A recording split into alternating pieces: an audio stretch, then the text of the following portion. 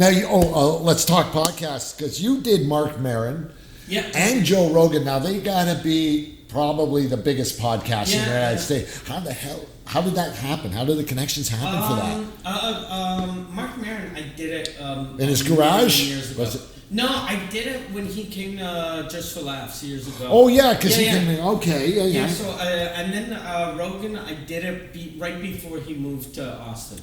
Okay. And Maron, it was weird. Maron, it was just me that I reached out to him, and I was supposed to do it again last year, about a year and a half ago in LA, and then the pandemic hit. So I don't know if I'm gonna redo it. But Maron, I just reached out. It was on Twitter. I just wrote, "You're doing a show in Montreal. If you want a comic that speaks French and can talk about French comedy a little." I'm your guy, and I didn't know he hated Eddie Izzard, but he despises Eddie Izzard. Come on! So I told him, I was like, you could get me or actually Eddie Izzard, it'd be way better, because he's super famous in America and England. And then he wrote back, he was like, I fucking hate Eddie Izzard, I want you. And I was like, what? And then he reached out to Just for Laughs, and then they booked me. And Rogan had actually reached out to me because of my whole court thing. Yeah.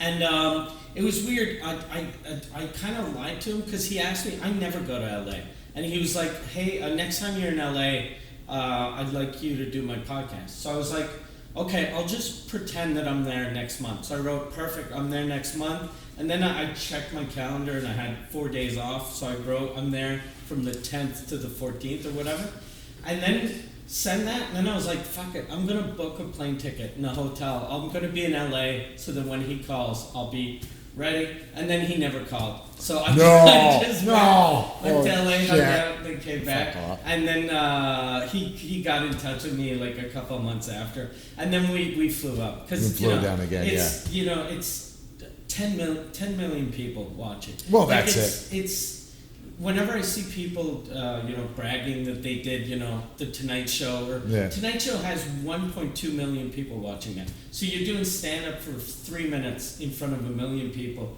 I was talking for 3 hours in front of 10 million. And I really saw I put out a special on Prime. Yeah. And the numbers were crazy the week after. I felt, I didn't really feel a big difference in my career, but just for a week. There was a little boost, I was Rogan famous, and then. Well, when you were down there, you weren't able to coordinate it with Mark Maron at the same time, because they're both at that time they were both in LA. Or? Yeah, I'm not good at business. Oh, okay. But it's just I just want to go down and just do Rogan, and I'm kind of friendly with Norm MacDonald. Norm MacDonald is my idol. I love Norm MacDonald. Since I was he's not that much older than me, but he's been my idol since high school. Yeah. And so my whole plan was I want to go have lunch with Norm. So that was my whole thing. I didn't care about Maron. I didn't care about doing spots I did. They asked me to. I judged. I was one of the judges on Roast Battle. That was fun, but I didn't care. I just wanted to go have lunch with Norm. That guy is so off the wall. I love him. I love him. So, and it's funny.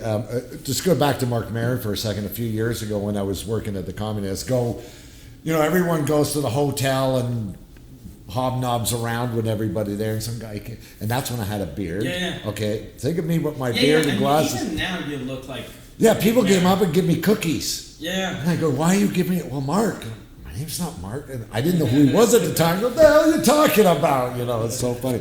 Here, okay, let me ask you. Actually, the first time I saw Jake Out Loud was with Frank Spadone. Spadone, yeah. And at first, I was on YouTube, and it was one of the recommended clips, and I hit it, and I was like, fuck, Maron is filming WTF, and it took me half to go, that's not Maron, that's Jake. And you kind of look like it. Yeah. Joe Rogan, here's a trivia. I want to see if you get the answer. What 90s sitcom was he on? He was on talk radio.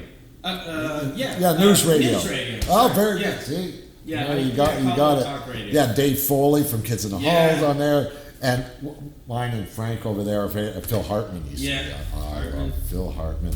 And Andy Dick was on there.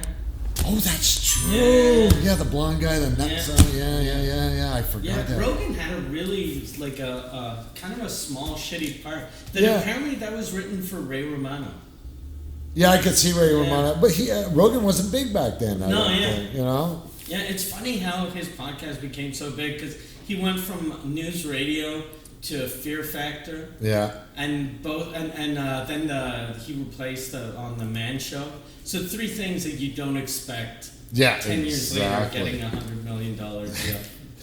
Even a few months before that, if you look at his podcast with the producer Frank Massa sent it to me with Bill Burr. And this is before he signed on to Spotify. He was just ripping Spotify. And then 2 months later, he's on it. Yeah. You wave enough money, I guess that's what you do it.